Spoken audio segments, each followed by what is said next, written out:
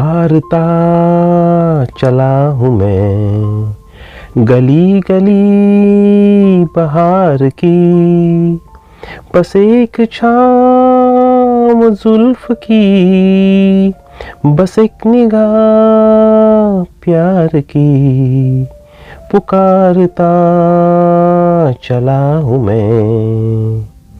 60 के दशक के विख्यात अभिनेता विश्वजीत और आशा पारेख के अभिनय से सजी फिल्म मेरे सनम का यह गीत आज भी उतना ही लोकप्रिय है जितना फिल्म के रिलीज के समय था। गीतकार मजरू सुल्तानपुरी द्वारा लिखे गए इस गीत को अपने मधुर संगीत से संवारा था संगीतकार ओपी नैयर ने। फिल्म निर्देशक अमर कुमार द्वारा निर्देशित और जीपी द्वारा निर्मित फिल्म मेरे सनम 13 नवंबर 1965 को प्रदर्शित हुई थी। इस फिल्म में प्राण और मुमताज की भी अहम भूमिका थी। इस फिल्म के सभी गानों ने धूम मचाई और अभिनेता विश्वजीत को चारों तरफ डंका बजने लगा। दिग्गज अभिनेता विश्वजीत चटर्जी, जिन्हें विश्वजीत के नाम से भी जाना जाता है, ने भारतीय सिनेमा के इतिहास पर छाप छोड़ी है। विश्वजीत चटर्जी ने केवल एक प्रतिभाशाली अभिनेता थे, बल्कि एक प्रतिभाशाली गायक भी है। उन्होंने फिल्मों में अपने कई गीतों से अपनी आवाज का योगदान दिया। हिंदी सिनेमा के सबसे हैंडसम हीरो और किंग ऑफ रोमांस के नाम से पहचाने जाने वाले विश्वजीत चटर्जी ने अपने दौर में अपनी अदायगी से दर्शकों का अपना दीवाना बना दिया। उनकी कई यादगार फिल्में आज भी लोग भूल नहीं पाए हैं।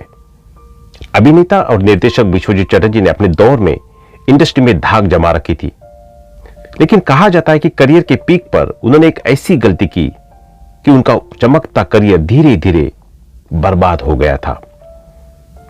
एक्टिंग की दुनिया की जाने माने अभिनेता विश्वजीत चटर्जी अपने अभिनय करियर की शुरुआत बांग्ला फिल्मों से की।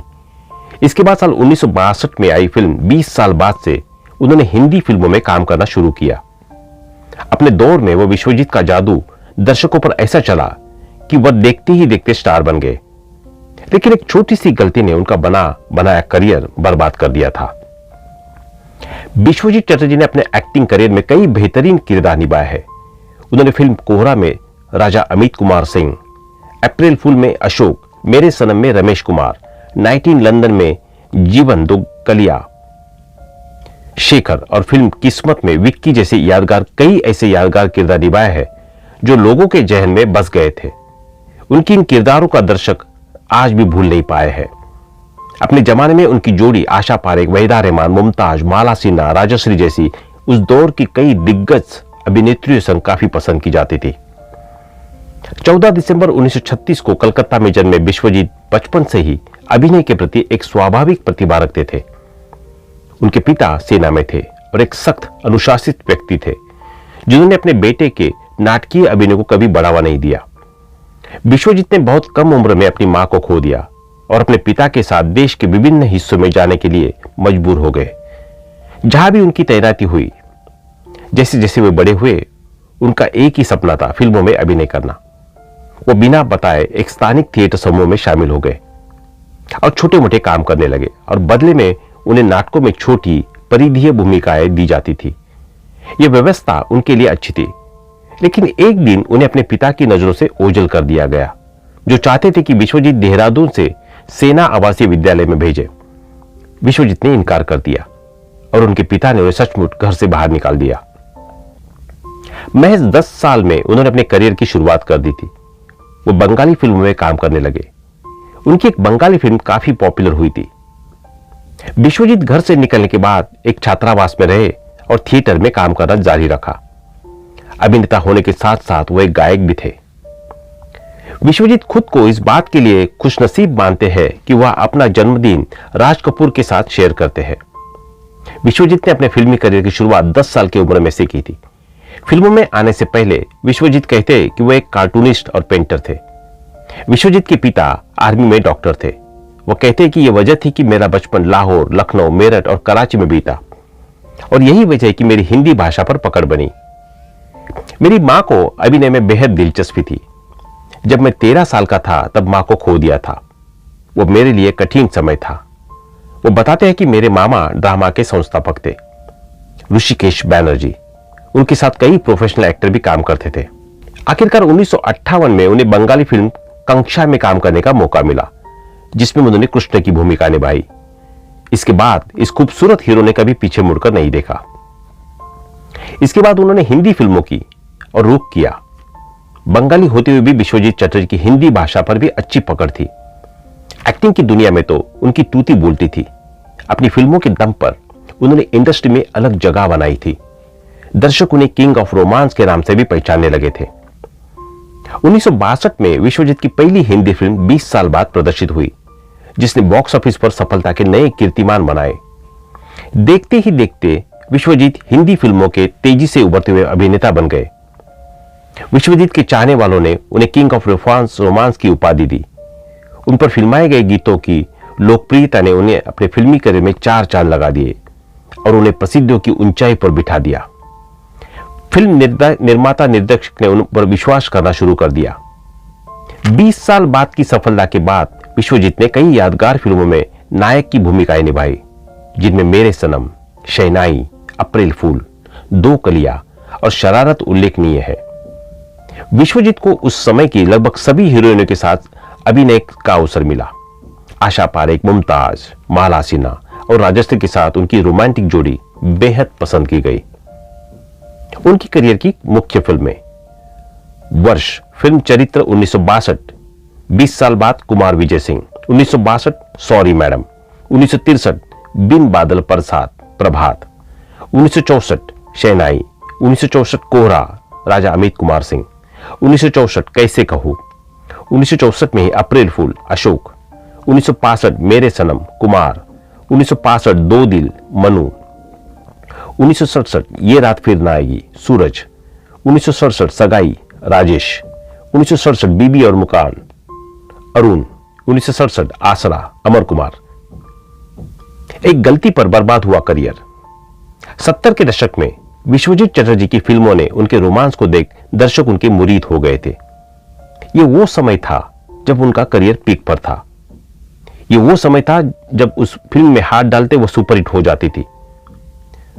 वो जिस गाने में नजर आते थे वो सदाबहार बन जाता था। उन्हें अब यकीन हो गया था कि वो जो भी काम करेंगे वो लोगों को जरूर पसंद आएगा। मीडिया रिपोर्ट्स की माने तो इसी समय उनके एक दोस्त ने उन्हें एक्टिंग के अलावा प्रोड्यूसर बनने की सलाह दी। एक्टर ने यह बात मानी और अपना कमाया पैसा अपनी फिल्मों में लगाया भी। विश्वजीत ने साल 1975 में अपनी फिल्म कहते हैं मुझको राजा का निर्माण और निर्देशन किया। अभिनेता और निर्देशक के अलावा वो एक गायक और निर्माता भी रहे हैं, लेकिन उनका यह डिसीजन उनके लिए गलत साबित हुआ।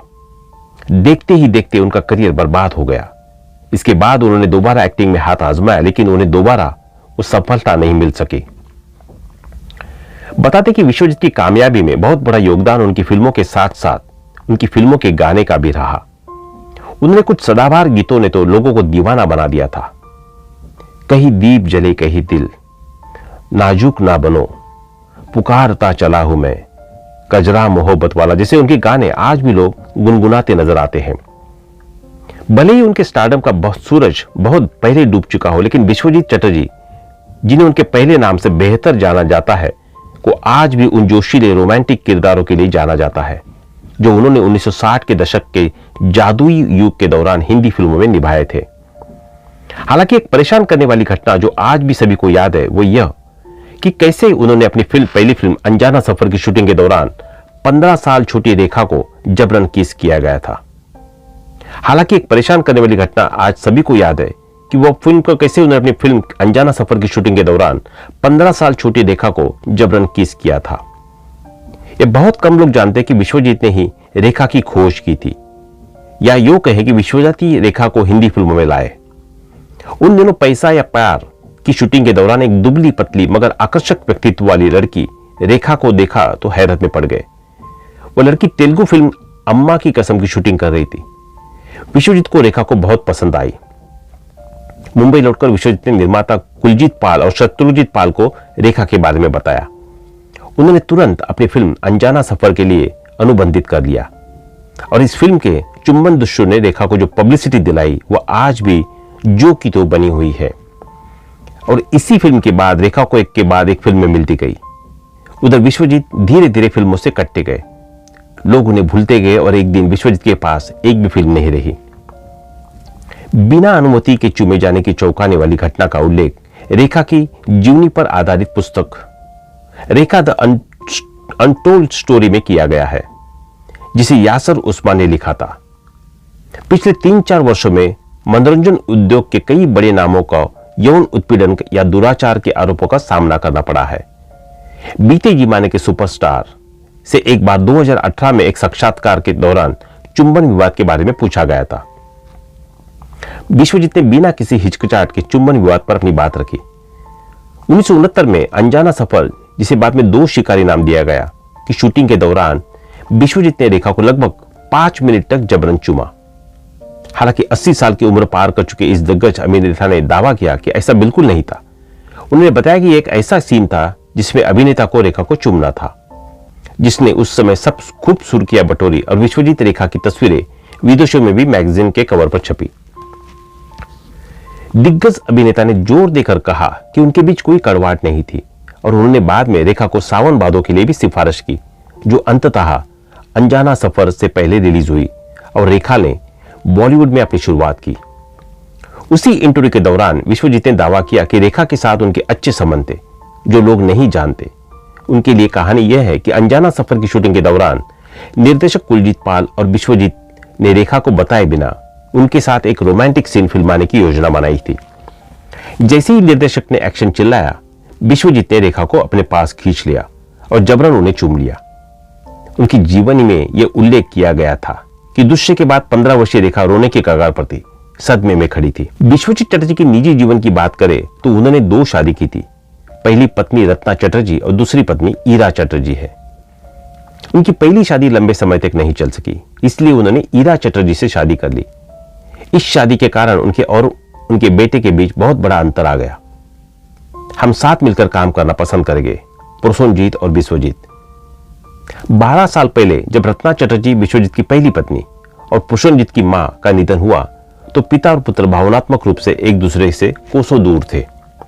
आज घाव काफी हद तक भर चुके हैं। पुराने झगड़े कम दुख देते हैं और चटर्जी परिवार के 2 सदस्य प्रसन्नजीत की पत्नी अर्पिता और बेटे त्रिशनजीत की बदौलत पिता और पुत्र फिर से करीब आ गए हैं। आपको बताते चले कि प्रसन्नजीत चटर्जी रत्ना चटर्जी और विश्वजीत चटर्जी के बेटे हैं। सुपरस्टार प्रसन्नजीत विश्वजीत की पहली पत्नी के बेटे हैं और वे कलकत्ता में रहते हैं। उनकी 2 बेटियां हैं, पल्लवी चटर्जी और प्राइमा चटर्जी। पल्लवी चटर्जी रत्ना चटर्जी और विश्वनाथ चटर्जी की बेटी है, वही प्राइमा चटर्जी ईरा चटर्जी और विश्वजीत चटर्जी की बेटी है। वही पल्लवी चटर्जी बंगाली टीवी एक्ट्रेस है, तो छोटी बेटी प्राइमा चटर्जी एक फिल्म अभिनेत्री, थिएटर अभिनेत्री और नृत्य कलाकार है। विश्वजीत चटर्जी आज पहले के मुताबिक काफी बदल चुके हैं। आप इन तस्वीरों के जरिए देख सकते हैं कि उनके फेस पर काफी झुर्रियां आ गई है। दोस्तों, आज के लिए बस इतना ही। अब बताना ना भूलें कि आपको विश्वजीत चटर्जी की कौन सी मूवी सबसे ज्यादा पसंद है। हमें कमेंट बॉक्स में कमेंट करना ना भूलें। धन्यवाद।